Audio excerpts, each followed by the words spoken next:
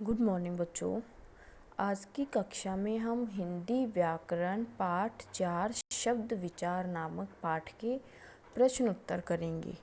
कुछ प्रश्न उत्तर हमने कल की कक्षा में किए थे। जो बचे हुए प्रश्न वो आज की कक्षा में हम पूर्ण करेंगे।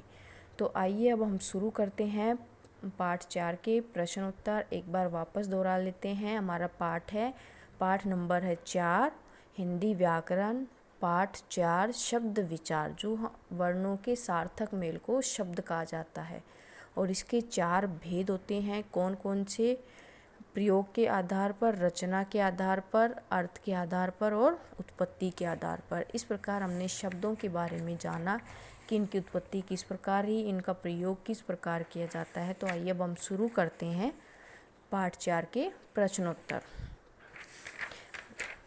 हमने प्रश्न नंबर 1, प्रश्न नंबर 2 और प्रश्न नंबर 3 कल की कक्षा में पूर्ण कर चुके हैं। अब हम शुरू करते हैं प्रश्न नंबर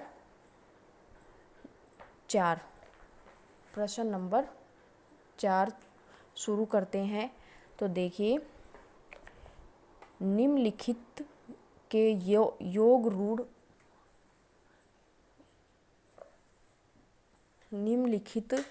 के योग रूढ़ शब्द में उत्तर दीजिए। क्या करना है? निम्नलिखित के योग रूढ़ शब्द में उत्तर देना है। जो हमारे योग रूढ़ शब्द हैं उसमें उत्तर देना है। जिसके 10 मुख हो उसको क्या कहा जाता है? जिसके 10 मुख हो। योग रूढ़ में हमें कुछ उदाहरण अनुसार समझाया गया था। तो उसमें क्या बताया गया था? जिसके 10 मुख हो उसे क्या कहा जाता है? दशानन। दशानन क्या लिखा जाएगा? इसका योग रूढ़ शब्द दस आनन अर्थात दशानन। किसके थे 10 मुख? रावण के। तो इसमें क्या लिखा जाएगा? दशानन। अगला है हमारा गज के मुख वाला। गज के मुख वाला क्या कहलाता है? गजानन। गज के मुख वाला गजानन। जिसके वस्त्र पीले हों क्या कहलाता है? पीतांबर। जिसके वस्त्र पीले हों क्या कहलाता है? पीतांबर। गज के मुख वाला कौन है? गजानन, गणेश जी। जिसके वस्त्र पीले हों कौन कहलाता है? पीतांबर, विष्णु भगवान। विष्णु भगवान क्या कहलाते हैं? जिसके वस्त्र पीले हो, पीतांबर। तो इस प्रकार हमें योग रूढ़ शब्द में उत्तर देने थे। तो क्या है पहले का? जिसके 10 मुख हो दशानन, गज के मुख वाला गजानन और जिसके वस्त्र पीले हो पीतांबर। इस प्रकार हमने योग रूढ़ शब्दों को पूर्ण किया है। अब है हमारा अगला प्रश्न, प्रश्न नंबर 5। प्रश्न नंबर 5, निम्नलिखित शब्दों को उनके भेदों के अनुसार छांटकर लिखिए। निम्नलिखित प्रश्न शब्दों को उनके भेदों के अनुसार छांटकर लिखिए। क्या क्या है? देखिए, विद्यालय, पंकज, चतुरानन, डाकघर, खेत, चोर, मोर, उलूक, तैल, घृत, लंबोदर, हिमालय, अपमान, कमल, सेनापति, अक्षी, सिर, दश, साग, पुलिस, पेट, ढेर, खुशी, रिक्शा, चून, परात, भोंदू, कुली, स्कूल, रेल इत्यादि। इस प्रकार हमें कुछ शब्द दिए गए हैं। उन शब्दों में से सारे शब्द अलग अलग शब्दों के अनुसार छांटकर लिखने हैं। तत्सम शब्द छांटकर हमें इस लाइन में लिखने हैं, तद्भव शब्द छांटकर हमें इस लाइन में लिखने हैं और देशी शब्द छांटकर हमें इस लाइन में पूर्ण करने हैं और विदेशी शब्द इस लाइन में और यौगिक शब्द तथा योग रूढ़। इस प्रकार हमने जो शब्द रूपों के बारे में पढ़ा है उन सभी शब्द रूपों को उनकी अनुसार सारे हमारे मिक्स कर लिखे हुए हैं। सभी को हमने एक साथ घुला मिलाकर लिखा हुआ है। तो अब इनमें से हमें सही शब्दों को छांटकर लिखना है। तो सबसे पहले हम तत्सम शब्द छांटेंगे। तत्सम शब्द कौन कौन से हैं इसमें से हम तत्सम शब्द छांट कर लिखेंगे। तो आइए देखते हैं, लिखते हैं घृत। घृत क्या है हमारा?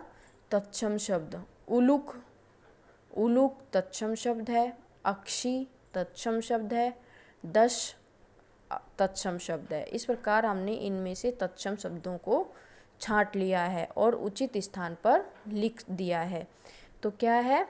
तत्सम शब्द है घृत, उलूक, अक्षी और दस। इस प्रकार हमने तत्सम शब्द लिख दिए हैं। अब है हमारा तद्भव शब्द। तद्भव शब्द कौन कौन से हैं? खेत, गधा, मोर, चोर इत्यादि हमारे तत्सम शब्द हैं। तत्सम शब्द हमने छांट कर लिख दिए हैं। क्या क्या हैं एक बार पुनः दोहरा देती हूँ। खेत, गधा, मोर, चोर इत्यादि हमारे तत्सम शब्द हैं। अगला है भोंदू, चून, परात और साग। ये क्या है? परात और साग क्या है? देशी शब्द, हमारे देशज शब्द, जिन्हें देशी शब्द भी कहा जाता है तथा देशी शब्द भी। भोंदू, चून, परात और साग इत्यादि क्या है? हमारे देशज शब्द। अब है हमारे विदेशी शब्द। विदेशी शब्द हैं रिक्शा, रेल, खुशी और कुली। क्या है? विदेशी शब्द हैं। विदेशी शब्द हैं जो दूसरी भाषाओं से हमने ग्रहण किए हैं। रिक्शा, रेल, खुशी और कुली इस प्रकार क्या है? हमारे विदेशी शब्द हैं। अब है हमारा यौगिक शब्द। यौगिक शब्द क्या क्या है? जो दो शब्दों के योग से बन रहे हैं और उन दोनों का ही कुछ ना कुछ अर्थ अवश्य निकलता है। तो क्या है? विद प्लस आलय, विद्यालय। क्या है? विद्या प्लस आलय, विद्यालय। हिम प्लस आलय, हिमालय। क्या है? Him plus Himalaya, him plus आलय, हिमालय। डाक प्लस घर, डाकघर। सेना प्लस पति, सेनापति। अब है हमारा योग रूढ़ शब्द। योग रूढ़ शब्द लंबोदर, लंबा उदर है जिसका। चतुरानन, चतुर आनन जिसके चार नैन हैं। कमल, कमल और पंकज। इस प्रकार ये हमारे योग रूढ़ शब्द हुए। एक बार पुनः दोहरा देती हूँ कौन कौन से शब्द कौन कौन से बॉक्स में लिखे जाएंगे। तत्सम में है घृत, उलूक, अक्षी, दश। तद्भव में हमारे खेत, गधा, मोर, चोर। देशी शब्द हमारे भोंदू, चून, परात और साग। विदेशी शब्द है हमारे रिक्शा, रेल, खुशी, कुली। यौगिक शब्द है हमारे विद्यालय, हिमालय, डाकघर, सेनापति। अब योग रूढ़ शब्द हमारे लंबोदर, चतुरानन, कमल और पंकज। इस प्रकार हमने प्रश्न नंबर 5 को पूर्ण किया है।